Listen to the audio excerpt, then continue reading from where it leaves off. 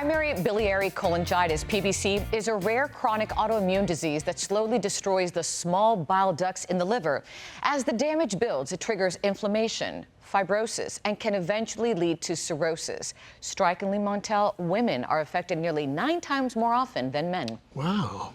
Well, while there's no cure, hope lies in raising awareness and promoting early diagnosis before cirrhosis, when the disease can be treated or even managed. Let's go behind the mystery.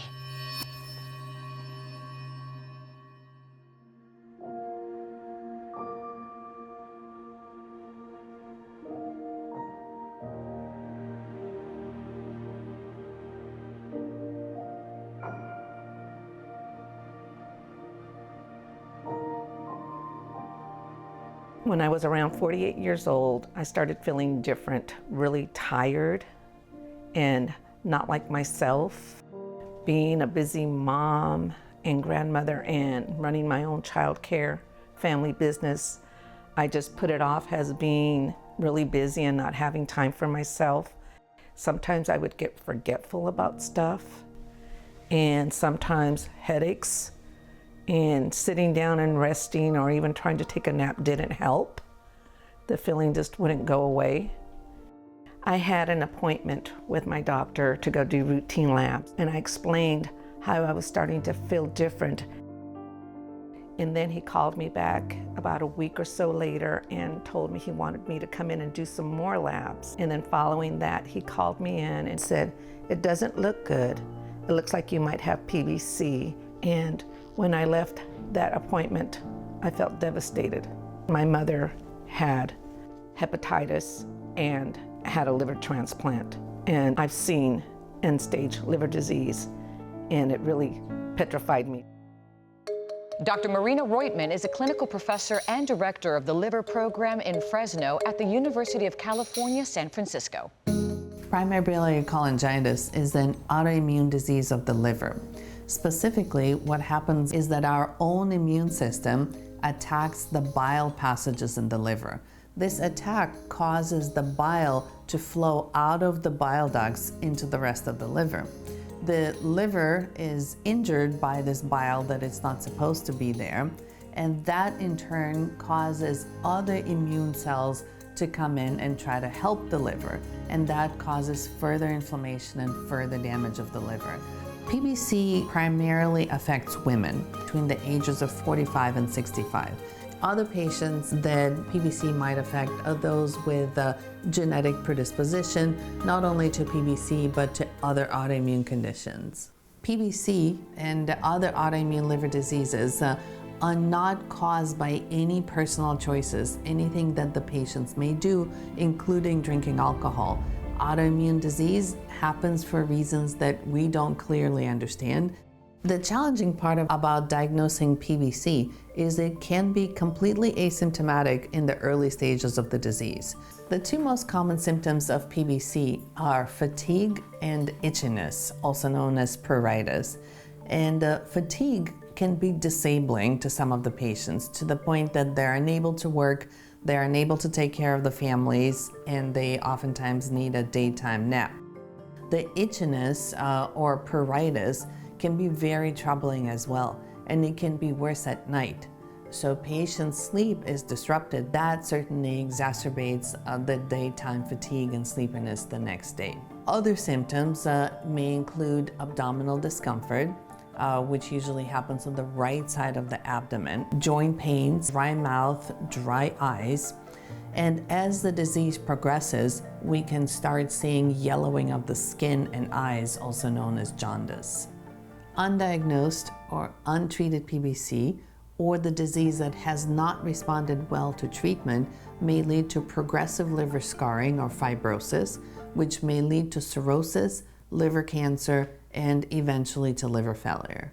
When we come back, the complexities of diagnosing PBC. Welcome back. We're discussing primary biliary cholangitis, or PBC. And as with many autoimmune diseases, symptoms can often be overlooked or unnoticed, and many patients don't receive a diagnosis until significant liver damage has already occurred. Experts say improved screening protocols, greater awareness among healthcare providers, and better patient education are key to detecting the disease earlier. A concern for PBC can be triggered on a routine blood test. What we usually see is elevated alkaline phosphatase, which is one of the liver enzymes, along with elevated liver enzymes known as AST and ALT. When the diagnosis of PBC is suspected, patients should be referred to a specialist, a hepatologist, or a gastroenterologist. Basically, there are 3 criteria that are needed for diagnosis of PBC. Those criteria include elevated alkaline phosphatase, or ALP, presence of antimitochondrial antibody, and a liver biopsy. However, only 2 out of the 3 criteria are necessary for diagnosis. And 95% of patients have this positive antimitochondrial antibody as well as elevated alkaline phosphatase. Once we diagnose PBC, it is important that we stage the disease. We want to distinguish between early disease, where just the inflammation is present, from the more advanced disease, where scarring begins to be present, because this will determine how aggressive we will go after the treatment. The doctor explained that there are treatments available to help manage the progression and that PBC is not a death sentence. And that actually made me feel a little more hopeful. The first year of being diagnosed with PBC was really hard. I didn't understand a lot of the PBC stuff, and I had a hard time finding information. And anybody I talked to just didn't understand the disease. I felt very isolated. My family didn't understand. Everybody always said, "You look good, you don't look like you're sick." I knew that PBC was going to progress, and I wasn't sure how long, because my fatigue and my itchiness was telling me something was wrong with my body. And in my mind, I thought that my PBC was getting worse. And I really felt like there was a black cloud hanging over me. The main goal of PBC treatment is normalization of alkaline phosphatase, or ALK-Phos, as it is a marker of disease stability. Normalization tells us that the disease is no longer aggressively damaging your liver. The first line of therapy is a medication called ursodiol, also referred as Urso. It works very well for many patients. However, about 40% of patients will need additional medication, or what we call a second line of treatment, either because they have not achieved normalization of ALP, or because they're having symptoms and are unable to tolerate the first line of treatment, or ursodiol. Today, we have more treatment options than ever to help you to stay ahead of the disease. I meet with my healthcare team regularly now, and I've been on Urso for over 13 years. So while on treatment, I still have the fatigue, which comes with brain fog, and I also have the itchiness still. But that is something that I've learned that I can live with, as long as I knew that my lab values were in normal range. And take one day at a time. I know that the symptoms do come with the disease. Over the last couple of years, my ALP values slowly started to rise above normal, and that led to my doctor introducing a second line treatment option for me. I was really concerned about starting a new medication, but my doctor explained to me that it was okay. Being on the new medication has helped. I've educated myself in PBC through the years. I've joined a few groups on Facebook to read other stories, and in doing so, I've learned that I have PBC. PBC does not have me.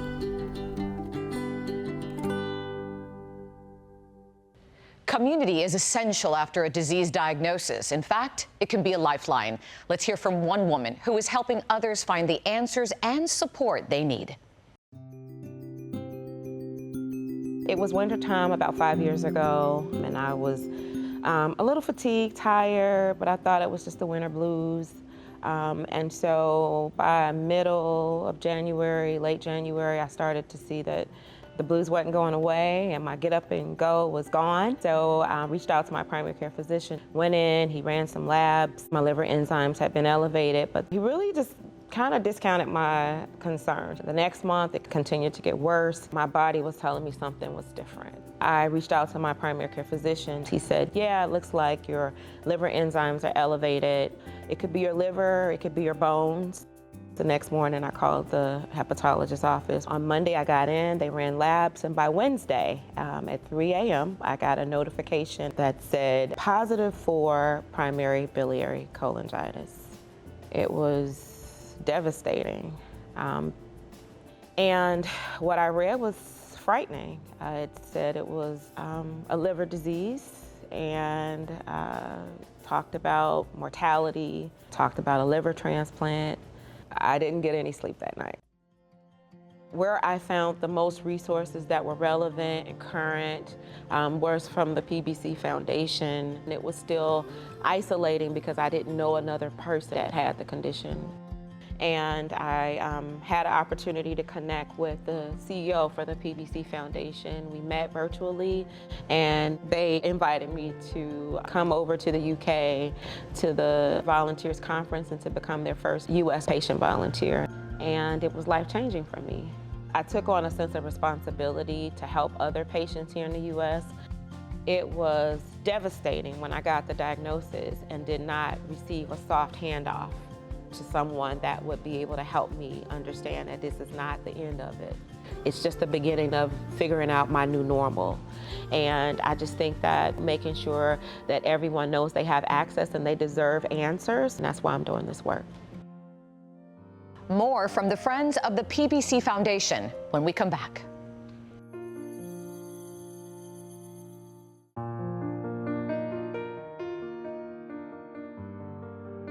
Welcome back, everyone, to Behind the Mystery. We're discussing primary biliary cholangitis, or PBC. We've heard some really impactful stories today, Montel. No ifs, ands, or buts, and we sure have. And the common theme here is the importance of early diagnosis and awareness and advocating for yourself. So important. We're joined by El Marie Assad, president of the Friends of the PBC Foundation, and Jacqueline Candelario from the foundation as well. Welcome, ladies. So great to see you. Thank you so much for being here. Thank you for having us. Look, Jacqueline, let's start with you. You've also been diagnosed with PBC, right? Yes, that is correct. So tell us a little bit about your journey. My journey started prior to 2021. I was experiencing symptoms, itching, bottom of my feet, my hands, something very strange. It happened at night mostly, fatigue. By the time I would get home from work, I was exhausted to the point that I had to take a nap. The fatigue was really taking the best of me, which eventually led me to reach out to my primary care physician. Blood work came back positive for elevated liver enzymes, which was not something that I was aware of until she looked at my records from a couple of years before, and she noticed the increase.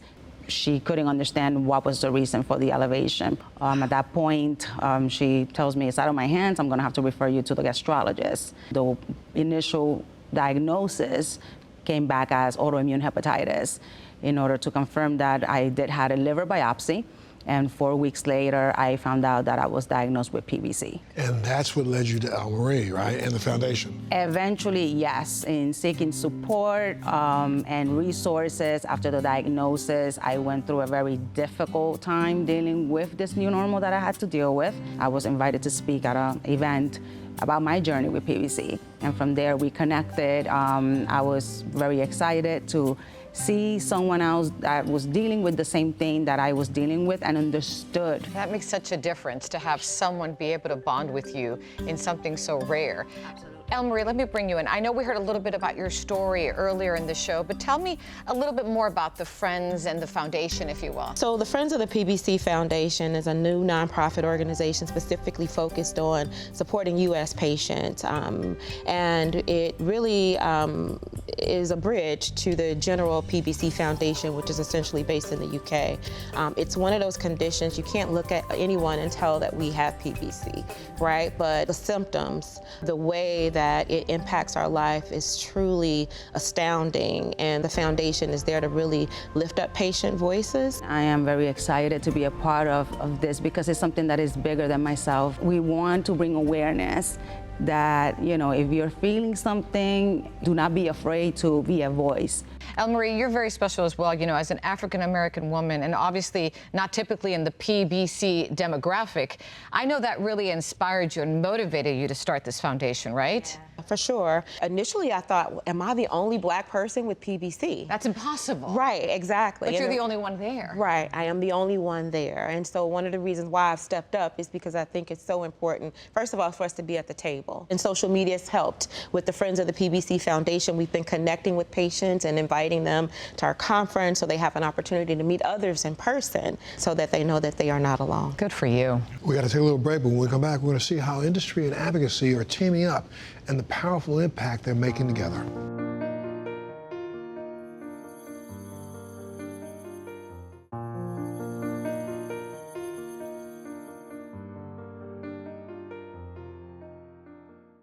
Well, welcome back to Behind the Mystery. We've been speaking with Elle Marie and Jacqueline from the Friends of the PBC Foundation. And joining our group now is Caroline Donay from Gilead Sciences. Welcome, Caroline. Thanks for being here. Thank you, Olga. So we've been talking a lot about the importance of community and how it's a lifeline for so many people out there. You have a personal connection to the rare disease community as well, don't you? That's right. Having a son diagnosed with a rare genetic disease, I understand that shock of the initial diagnosis with a disease that you've never heard of before. And so I set out to find as much information as possible and connect with as many parents and patients who I could learn from. And what I quickly found that both of these were challenging. And so I think I really have kind of a unique perspective, and that really affects how I show up to support the PBC community. And at Gilead, one of our areas of focus is providing education to help people understand their diagnosis and also connect patients and physicians together to advance education and to advance treatment. That's great. Well, I read something by Gilead. It stated, going beyond medicine. Tell us about that. So at Gilead Sciences, we are really focused on discovering, developing, and delivering really innovative medicines to patients that are facing life-threatening diseases, because we know that the medicine itself, it's only a part of the solution, right? It really goes much beyond that. And so we take a holistic approach, really focused on education, community engagement, and access so that we can really achieve our goal of improving global health outcomes. Gilead has a really unique legacy in liver disease, actually, curing hepatitis C and also treating hepatitis B. And so now, in focusing on PBC, our goal is really to help address another significant unmet need in the liver disease space. So let's talk about partnering with the PBC community and the impact it will have on the industry. At Gilead, we really care deeply about patients, the patient journey, and so one thing we focus on is bringing as many insights as possible and as much data as we can gather to help drive change for patients. And that often happens in partnership with patients and the advocacy community. And a recent example of that specifically is this All the Feelings with PBC campaign, developed in collaboration with Gilead Sciences, the PBC Foundation, and Friends of the PBC Foundation. And the goal of the campaign really is to help support more open conversations around the symptoms of living with PBC. And at the center of this campaign is just a beautiful series of paintings that showcase the physical and emotional aspects of living with PBC. And Elle Marie, I heard you help contribute to this program by expressing some of the symptoms that you have, right? We had an opportunity to be there and witness healthcare professionals from all over the world. They also had an opportunity to hear the voice of the patient in their ear while they're witnessing the powerful journey that each of the patients had an opportunity to share. And for many, it was very emotional. And Jacqueline, there's another artwork also in the campaign that you can share with us? Yes, that is correct. This particular artwork is very impactful because it talks about the heaviness of having to deal with the fatigue day in and day out. Caroline, how is Gilead working with the community to provide not only resources but education as well? It's really about education and connection and really empowering patients to manage life with their disease. And it's one of the reasons that we created morethanpbc.com. So it's an educational website that we developed specifically for people living with PBC and also the family members and friends who support them. And it contains a wide range of resources. We really want people to feel supported, educated, and never alone. You know, Marie, it's important to have advocacy groups like yours be able to reach out and have the support of the pharmaceutical companies and industry, right? Yeah, it's critical to bring the PBC patient community together and have the patients sit at the table with industry leaders, and we learn, we get the education. In addition to that, we know that there's so many other people yet to be diagnosed, and so it's so important to continue to build upon that community and ensure that those patients understand that there's support and, again, that they are not alone. Yes. Thank you so much for sharing today. Thank you. That's For right. sure. Thank you for sharing your personal stories. And of course, if you need resources and support for PBC, go to morethanpbc.com and friendsofthepbcfoundation.org. And of course, you can always go to our website, thebalancingAct.com. We'll see you next time.